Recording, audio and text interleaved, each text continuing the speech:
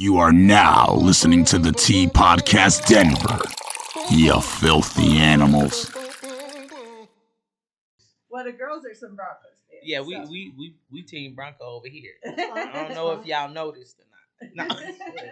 I live here. I like them. Okay. So That's all we need. What are our predictions going forward in this football year? I know that we have Mr. Dangerous Wilson at the head of the Broncos, which is causing quite a uproar within the ranks. So what do you guys think of the so-called super team we're building out here? More excited about Sierra. See, well, I will speak on that. Where I have a Bronco tattoo. I'm a Colorado native, and I bleed blue, orange, and burnt sienna. So, Yes, yeah, and a little chartreuse. But anyway, I think that the Broncos have been on the precipice of being a good football team for a long time, except we have had missing one thing, which is a competent quarterback. And with Mr. Wilson has impressed me coming here. The way, not just the fact that his football playing acumen, but the fact that he's leading the guys and getting them to his house and really mentoring and teaching them, and his energy, talking about I'm going to play 10 more years, we're going to win championships. It's a breath of fresh air because we've been through, 14, 15 quarterbacks that are working at Chipotle or Arby's right now. I mean, we don't even have, can we at least get someone that's still in the league? I mean, Right. I think that is the number one thing that, I like about Peyton, which I now see in Mr. Wilson, is that, we need leadership. I think our team to be great needs leadership. And I do see him taking them out to Cali, giving them, mental, physical, spiritual encouragement. I think that whole conglomeration is what will make him good. I think so, but it still comes down to, Jeremy knows, lacing them up. Because we've been on some teams, we lost championships together. Ain't no way we should have lost. Yeah. We got out there and one Dave do something weird or somebody dropped something, and all of a sudden we on the ropes against a team we know. So it don't matter. All that's good, and it's good for the foundation, but it's going to take luck because health is one thing. Russell will get hurt in the first game. Yeah. I mean, so it's going to take a lot. Especially being in Denver because for some reason they are always hurting the But see, this is the thing. The last 2 years, Russell Wilson been somewhat injury prone. He hasn't been able to play like the Russell Wilson we know. I heard them say that protect Russell. That's slightly off because he only really was injured once. It was a finger, and he was supposed to be out the rest of the year. He missed 3 weeks and came back. That's one point. The other point is their team was crap. They had no running game, or it was over with. So that did not help. I mean, I agree. Now, he's right, though. But historically, if you look at Russell Wilson, he has not missed a lot of time. And he's been, and I think he can play 10 more years. Oh, yeah. Now, maybe whether he will or not, I don't know. Yeah. I think he eats, sleeps, and breathes the game. I think he is one of those players that doesn't go off of work and start, doing foolery and getting in trouble and doing stupid stuff. Well, to be honest, he's exactly what you want in a locker room, a leader. Because if you look at it, the Broncos have not really had a locker room leader since Peyton Manning. That's right. And they traded one of their locker room leaders to Seattle in Harris. That's right. He was their locker room leader, so trading him, you lose presence, but then all of a sudden, not only do you get a locker room leader, you get a winner. You get a guy who's used to winning. He's already won a Super Bowl, stuff like that. And like I've said before in the past, the Broncos are just one player short of being Super Bowl contenders at the quarterback position. Yeah, we'll see if he can do it now. Yeah, because paper. Yeah, everybody on paper looks great. I mean, to be honest, the Bills on paper looking Raiders, amazing. Chargers, Chiefs. You still got to, like you said, lace them up. You still got to play. Yeah. And to be honest, the AFC West is probably the most competitive division in football this season. Yeah, it's ridiculous because you have stars at every position. And to be honest, in the AFC, only one team plays. You can't have four. You got to play one. So they're going to be battling out. We're on the NFC, being a Niners fan, I'm thankful Wilson's out of the NFC. Yeah, I know you are. Could never beat that guy. We beat him like twice in 10 years. Yeah. So that being said, where do you see the Niners? Well, to be honest, up to Trey Lance. Yeah, exactly. They're getting rid of Jimmy? Jimmy will get traded once he heals from his shoulder surgery. They had a trade in place with him, but once he surprised the team and had the shoulder surgery, Lynch was like, negotiations broke, but don't know which team it was. I still think the Texans are in for Jimmy just because the GM for the Texans, Cesario, was the GM of the Patriots when they traded for Jimmy to be Brady's backup. So that, and then the fact that Debo now started following the Niners social media and stuff like that, which is nice to have because I can't. You can't let Debo go. Oh, I was like, dude, I was thinking about you. I was like, Debo, they're like, they put a thing up. Debo might be coming to Denver. I'm like, first of all, we don't need him. I mean, we don't need no more receivers, but I would take him in a heartbeat because he's Debo. But what we got to pay him? because Oh, Debo yeah. needs to get paid, and I'm not giving him no $200,000. Yeah, I mean, $200 we're million. about to see if the price we paid for what we were doing, our super team, will be worth it. But we haven't really paid nothing yet. Kanye and Antonio Brown was supposedly interested in buying the Broncos. Yeah, too, right. I don't even know how Antonio could afford anything. No, well, Kanye. he was going in with Kanye. Yeah, because That's what I'm saying. Kanye Yeah. hired him as his manager of his sports company. Yeah. So he's just a manager. He wasn't putting Yeah. no money. No. Who I'm would like thinking to you myself, like to own the Broncos? Who do you see as being the best person to be in that seat? this is there needs to be a minority owner in the NFL. Yeah. There has to be. Oh, yeah.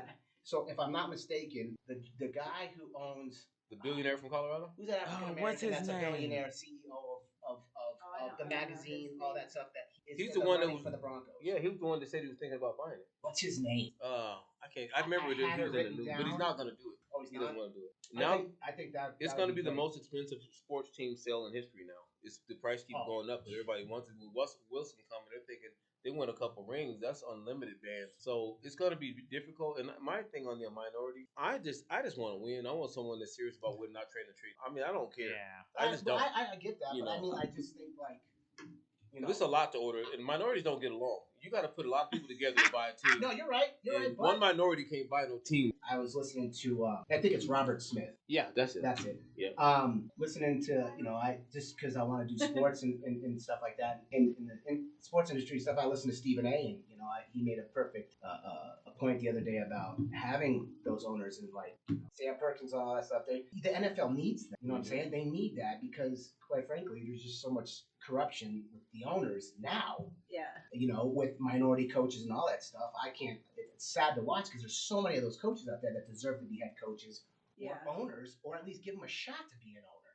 Yeah, we've been making history though with our team this year. We have one of the first female coaches or trainers. Yeah, our whole team though, all the coaches are black, which is great. But if we lose, I don't care.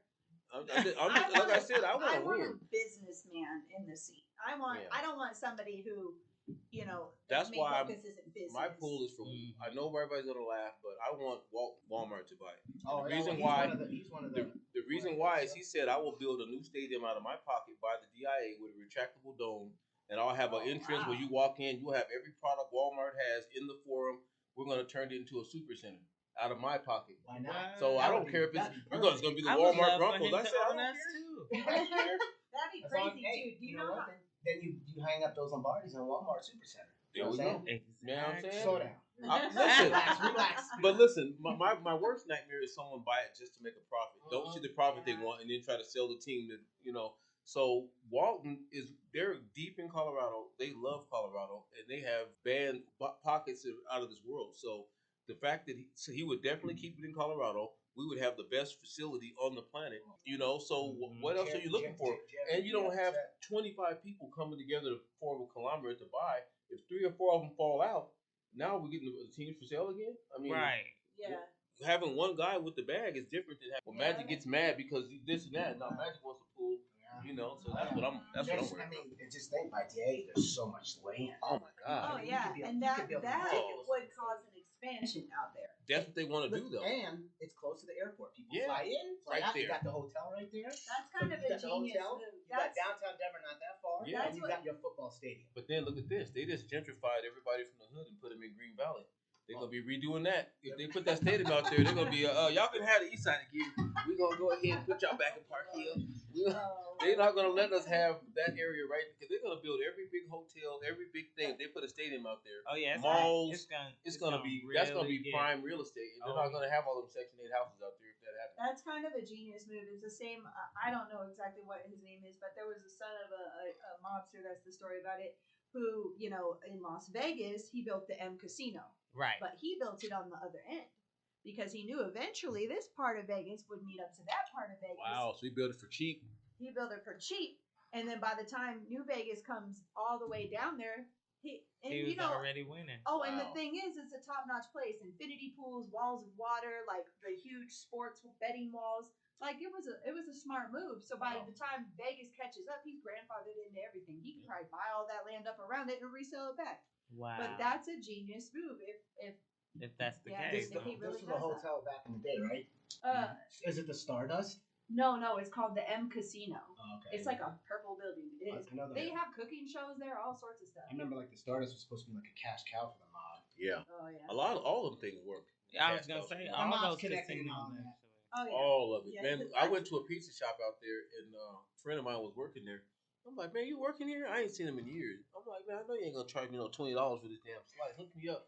And he's like, it's going like this. I'm like, what? And there's cameras everywhere. He said, "You going pizza?" I said, you know what, bro? Boy, you ain't working for Illuminati. I don't want no more pizza. Exactly. I said, I'm good. I was like, You selling Illuminati? He said they watch our cheese every. If we put too much cheese, they watch every cost down to the micro. Vegas is a whole different thing if you go with the right people. I met the world champion poker players, and the guy was trying to talk to me, and he's like, "I won $2 million tonight," and his friend's like, "I only won 68,000." But going with them, they would drop $1,000 bets. Oh, that's all. And then these two guys would move aside. We go into an elevator below Vegas. Oh, You know, There's cameras everywhere. Yeah. Like my cousin runs a Hackasan nightclub in Vegas, and I've been in the office where I've never seen so many freaking cameras in a nightclub. Oh, monitors everywhere. Everywhere. Like it's like no joke. Like it feel like 60 little monitors. Right. And they have except the bathroom. But Yeah. even going To the back, they can see your face going in there. Oh yeah. I mean, And I'm then like, this crazy. But just imagine That's if they, really it. 'cause if they tried to do that in, say for instance, they did that in the inner city. We're putting cameras everywhere. You gonna sell crack? You doing it in HD. Right. You know what I'm saying? If they did that, that would end. You that would would not end be it. able to find But- crack anymore, But sir. you'd have everybody.